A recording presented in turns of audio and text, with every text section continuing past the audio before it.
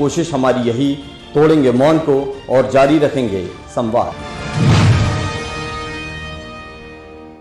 और मैं वो साक्ष्य लाऊंगा जब मैं क्रिमिनल केस का हम लोग फाइल करेंगे और बताऊंगा कि कैसे सीएम ऑफिस का दुरुपयोग हो रहा था तनखा साहब की वीडियो को रोकने के लिए। क्या, और वीडियो में मैं यही बता रहा था कि मेरा कोई लेना देना नहीं है, सब कुछ आपकी करतूत है। मेरे से क्या, मेरे पर क्यों आप आरोप लगा रहे हो? अब क्योंकि उन्होंने आरोप लगाया है, दुष्प्रचार किया है, तो मैंने भी ठान ली है। और आज मैं 1.5 लाख का ये चेक लेके आया हूँ। वाजिद कहाँ हूँ? शशांक, मैं ये कोर्ट फी का मैं अभी दे रहा हूँ। I am serious about what I am doing. मैं इस लड़ाई को अंतिम छोर तक लेके जाऊंगा। या तो मैं गलत हूँ या वो लोग गलत हैं, ये अब कोर्ट डिसाइड करेगा। और हम सब तथ्य कोर्ट के सामने रखेंगे और हम कोशिश करेंगे, हम इनको गिल्टी प्रूफ कराएंगे। और हम चाहेंगे अगर ये गिल्टी प्रूफ होते हैं तो इनको बड़ा सा बड़ा दंड भी मिले, क्योंकि इन्होंने खाली मेरे साथ छलनी किया है या खाली कांग्रेस और जनता के साथ छलनी किया है, इन्होंने कोर्ट कचहरी का भी मखौल उड़ाया है। अब सर किसका कटा है ये तो समय बताएगा। सर हमारा कटा है कि उनका कटा है, ये तो जनता डिसाइड करेगी। या अब हम तो कोर्ट में तो हैं ही, हम जनता की अदालत में भी हैं और कोर्ट में हैं, और दोनों डिबेट साथ साथ चलेंगे। और उन्होंने कहा था कि जो भी इलेक्शन होंगे सब्जेक्ट टू कोर्ट डिसीजन होंगे। ठीक बात है, मैं तो कोर्ट का सम्मान करता हूँ, मैं कोर्ट प्रोसीडिंग का सम्मान करता हूँ। मैं राजनीति, मेरे लिए कोर्ट राजनीति का अखाड़ा नहीं है। कोर्ट बहुत पायस जगह होती है जहाँ सबको सच बोलना चाहिए। और इस प्रकार का दुष्प्रचार जो किया, मेरे को तो बहुत अफसोस है। रेमेडी भी हम ही निकालेंगे, ये लोग सक्षम नहीं है। अरे जो अपील नहीं करता है, 8 महीने पुराने फैसले का अपील नहीं करते हैं, तो वो रेमेडी क्या निकालेंगे? उनको पता ही नहीं होगा। ये तो हम लोग करेंगे। मैंने कपिल सिब्बल जी, अभिषेक सिंघवी जी, हम लोग सब ने बात कर ली है। और हम अपने सलमान साहब, और आप देखोगे महाराष्ट्र केस में ओबीसी का पक्ष कौन रख रहा था? कपिल सिब्बल रख रहे थे। कृष्णमूर्ति में ओबीसी और एसटी का पक्ष कौन रख रहा था? यही सब लोग लग रहे थे। तो हमारे पास ये जो बड़ी टीम है वकीलों की, ये कांग्रेस के पास ही है। और ये बड़ी टीम आप लोगों के लिए, ओबीसी के लिए, एससी एसटी के लिए, हमारी पार्टी का पॉलिसी है, हमारी पार्टी का डायरेक्टिव है, और हम लोग की ये आइडियोलॉजी है, और ये हमारा कानून है। हम इस कानून के रक्षा के लिए हम लोग सब खड़े होंगे। आप जो स्टेट कमीशन है, उनके जो अधिकारी हैं उनसे पूछिए, उनको सब पता है। उनको सब पता है कि ये क्यों हुआ है। उनको सब पता है कि सरकार लापरवाह थी। उनसे पूछिए क्या वो ऑर्डिनेंस से सहमत थे?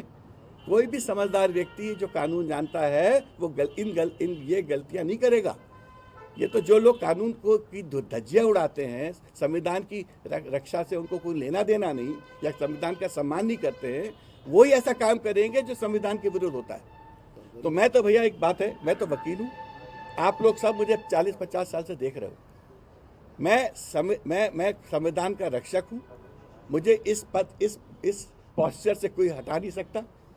मैं तो उनमें से हूँ, अगर मेरी पार्टी भी अगर गलत करती तो मैं खड़े होकर बोल देता। बट फॉर्चुनेटली मेरी पार्टी ओबीसी एसटी एससी का ही पक्ष रख रही है 94 से, और 30 साल जो ओबीसी को बेनिफिट मिला है वो कांग्रेस के दिए कानून से मिला है, जो अब इनके मारे, इन लोगों के मारे खत्म हो रहा है। बट उसमें भी हम कांग्रेस के जो लीडर, टॉप लॉयर्स हैं, जो प्रथम श्रेणी के हैं, हम लोग इनकी रक्षा के लिए खड़े होंगे और इनकी बात रखेंगे। कांग्रेस चाहती है कि चुनाव जो हो एज पर कॉन्स्टिट्यूशन हो, रोटेशन करिए, डिटर्मिनेशन, सीमांकन करिए, रोटेशन करिए, चुनाव कराइए। ये 15 दिन की चीज़ है, 1 महीने की बात है। आपने डिबेट में ज़्यादा टाइम लगा दिया, इतनी देर में तो आप करेक्ट कर सकते थे। आपने जो सीमांकन और रोटेशन जो 2020 में हो चुका था, जिसके अगेंस्ट 250-300 रिट पिटीशन लगी थी हाई कोर्ट में, वो खारिज हो गई थी और वो पूरी तरह जुडिशियली अप्रूव था। आपने उसको एक ऑर्डिनेंस से खत्म कर दिया, क्योंकि 1 साल पुराना है, और पुरानी व्यवस्था ले आए जो 7 साल पुरानी है। और वो भी कैसा है? वो व्यवस्था जो कॉन्स्टिट्यूशन के अनुरूप नहीं है या उसके विरुद्ध में। तो प्रॉब्लम ये है कि प्रॉब्लम आप क्रिएट करो, हम उस प्रॉब्लम को लेके कोर्ट में जाए तो कहें आप कोर्ट में क्यों गए? इसका मतलब भाजपा के अगेंस्ट हमको कोई केस नहीं लगाना चाहिए, जैसा वो चाहते वो करते रहें, और जब उनके अगेंस्ट और बातें सामने आएंगी कहेंगे देखिए ये कोर्ट पे गए, इसलिए दूसरी बात भी सामने आ गई। अरे आपको तो पहली बात, दूसरी बात, चौथी बात सबके बारे में एज ए गवर्नमेंट सोचते रहना चाहिए और लोगों की रक्षा करना चाहिए, कानून की रक्षा करना चाहिए। अब मुझे नहीं मालूम कि सरकार ने अंदरूनी कार्रवाई क्या की है, बट आज जो सुप्रीम कोर्ट का जजमेंट है वो सब पे लागू होता है। हो सकता है कि इस चुनाव में सुप्रीम कोर्ट उस पर इंसिस्ट ना करे, अगर आप अपने तथ्यों को अच्छे से रखो। आप बता सकते हो सुप्रीम कोर्ट को कि हमारा जो आधार है 20 साल पुराना है, 30 साल पुराना है, बहुत सारी बातें, बट उसके लिए आपको विवेक तनखा से नहीं लेना पड़ेगा, आपको कानून ठीक करना पड़ेगा, आपको कानून की बात करनी पड़ेगी, आपको अच्छे अच्छे वकीलों को सामने लाके अपनी बात प्रस्तुत करनी पड़ेगी।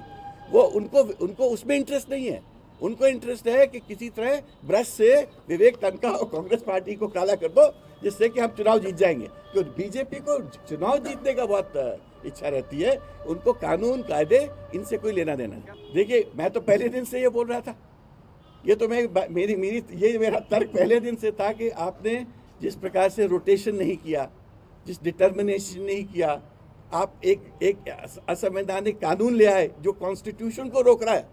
आपने सुना है एक कानून, स्टेट का कानून कॉन्स्टिट्यूशन को रोक रहा है। सोचो हर स्टेट अगर ऐसा कानून बनाने लगे कि संविधान को हम रोक देंगे अपने स्टेट में, तो क्या होगा? क्या आप चाहते क्या हो अपने प्रदेश में? तो मेरा तो विनम्र निवेदन है, ये चीज बहुत गंभीर है, इसको मजाक मत बनाइए, इसमें राजनीति मत खेलिए, इसमें आप अच्छे से मंथन कर। फरवरी से तो ऑलरेडी जजमेंट आ चुका है, आज तक चैलेंज नहीं किया, तो मैं क्या सोचूं? चैलेंज तो स्टेट करती है। मैंने तो बोला 3 दिन दिया उनको, मैंने 3 दिन के बाद एक चौथा दिन नहीं दूंगा मैं, और मैंने 1.5 लाख रुपए की कोर्ट फी जमा कर दिया है, चेक दे दिया है। पब्लिक को आपके माध्यम से समझा रहे हैं कि जो कर रहा है वो बीजेपी कर रहा है, हम नहीं कर रहे, और हम उसकी सोल्यूशन का पार्ट होंगे। शिवकेरा जी वो क्या कहते हैं if you are not part of the solution you are the problem. मतलब अगर आप सुलझने का पार्ट नहीं रहोगे तो आप समस्या हो। हम समस्या नहीं होना चाहते, हम तो सोल्यूशन बनना चाहते हैं। हम तो उनमें से हैं, अगर हमसे बीजेपी सहयोग मांगे तो हम इसमें देने को तैयार है कि किस तरह से ओबीसी को मदद की जाए।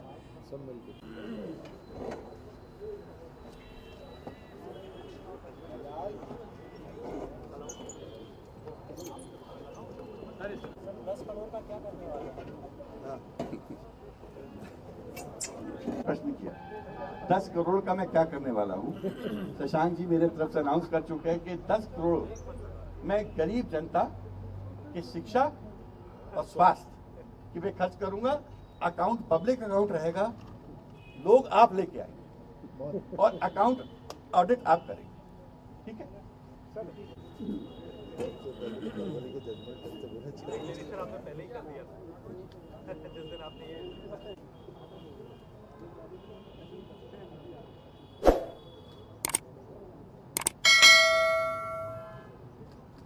Thank you.